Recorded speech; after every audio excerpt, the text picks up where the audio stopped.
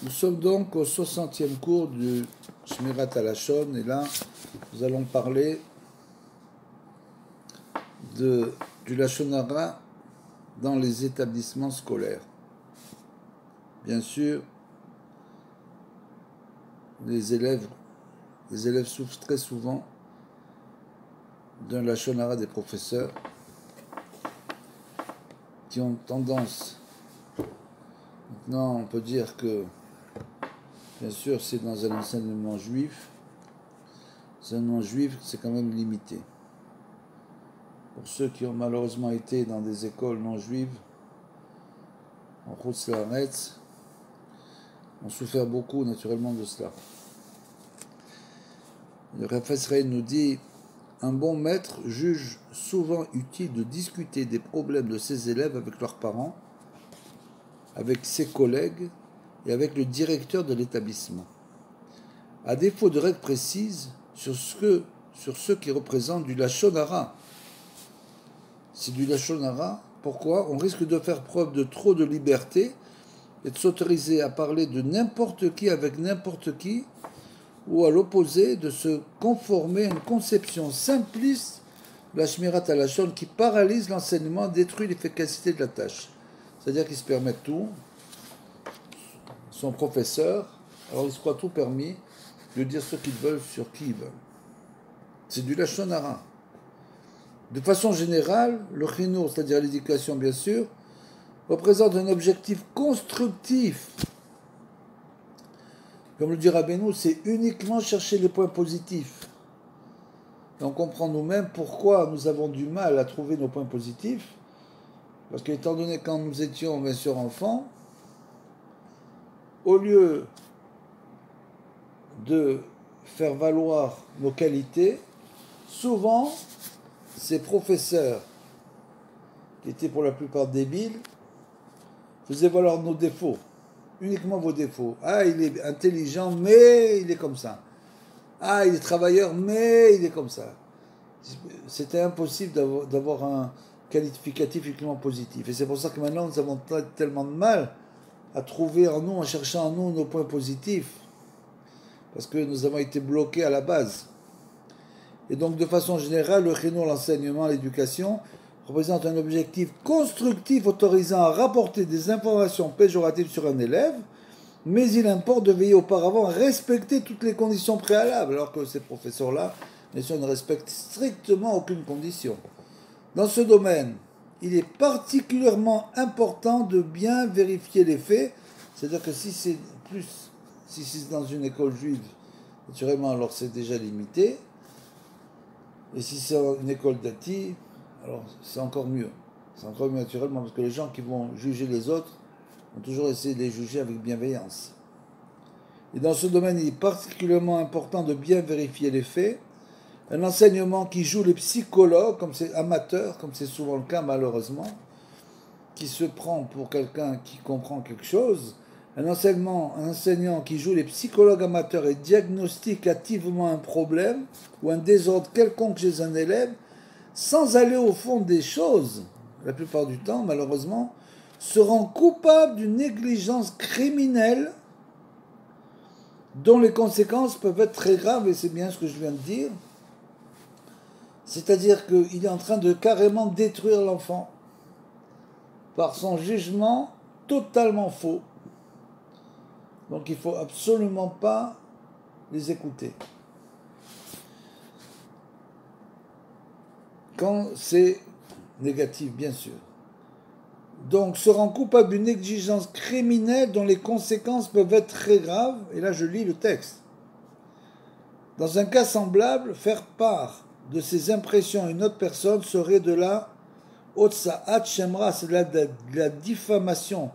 Puisque c'est un enfant, un élève qui n'a pas la possibilité de se défendre lui-même, alors on se permet tout, et on fait de la diffamation, c'est-à-dire de l'Otsa'at Shemra, c'est-à-dire qu'en fait, cette personne qui joue, comme le Rav Israël l'a expliqué, qui joue les psychologues professionnels, alors que lui, c'est même pas un amateur, et fait un diagnostic qui est totalement faux, va donner une mauvaise interprétation, c'est-à-dire un mensonge, et donc c'est plus du Lachon Hara, c'est du Hotsa Shemra, c'est carrément la diffamation.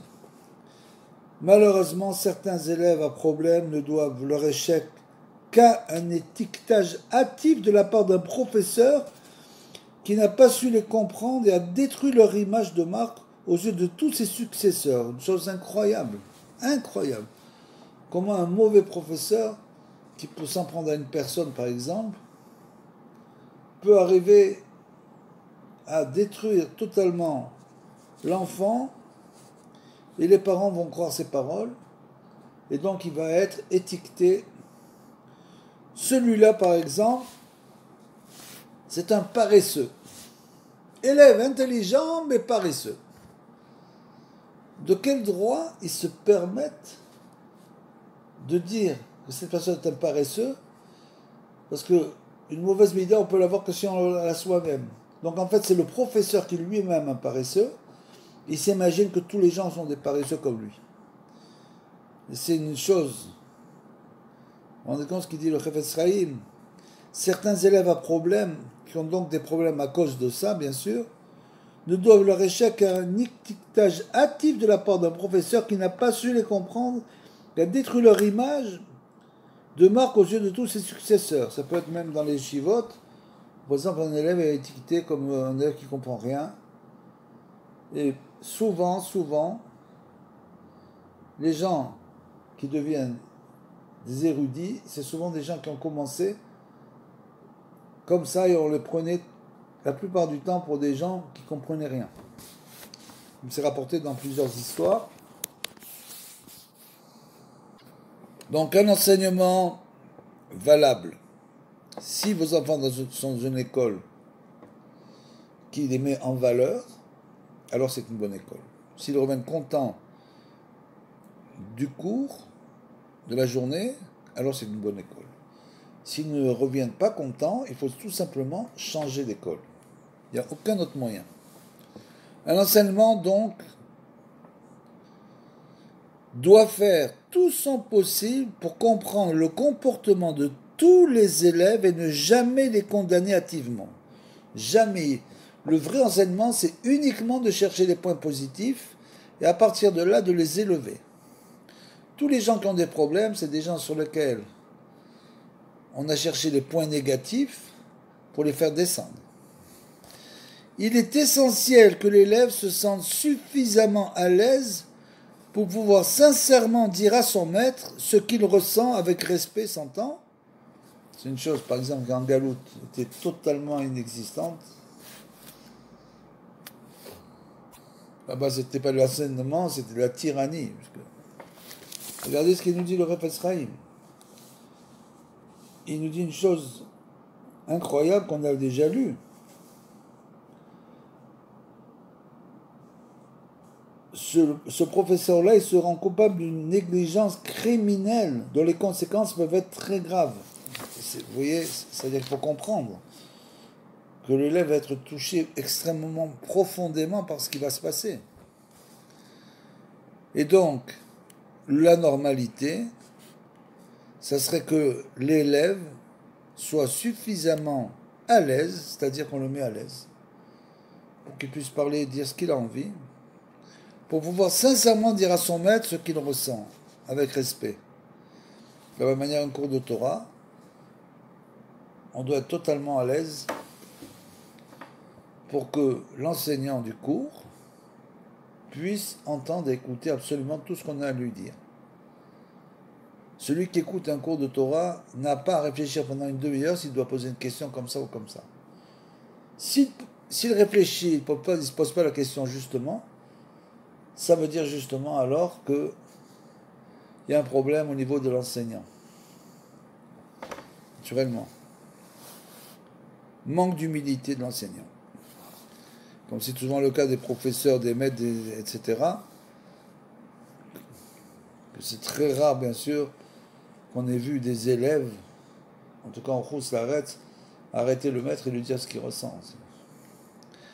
Malheureusement. Pour respecter les 4 conditions nécessaires avant de pouvoir parler dans un but constructif, comme on l'a expliqué dans le 50e jour, Il faut que le maître ait une bonne conversation en privé avec l'élève avant de discuter du problème avec d'autres personnes, c'est-à-dire qu'ils viennent parler à l'élève en particulier, qui lui demande pourquoi il a fait un tel acte ou il a dit une telle chose.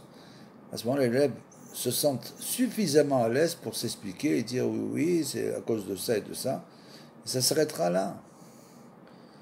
Mais en fait, tout ce système-là, c'est quand même un système hypothétique, mais quand même il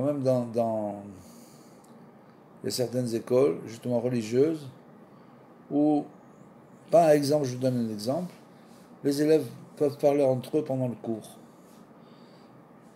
L'histoire du silence dans la classe, c'est une chose impossible, ça.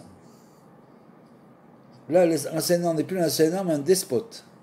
C'est-à-dire, il n'y a pas de silence, les gens parlent un petit peu entre eux, etc. De temps en temps, on peut parler, on peut dire quelque chose. Ça, c'est des choses, bien sûr, qu'en Galoute, nous n'avons jamais vues.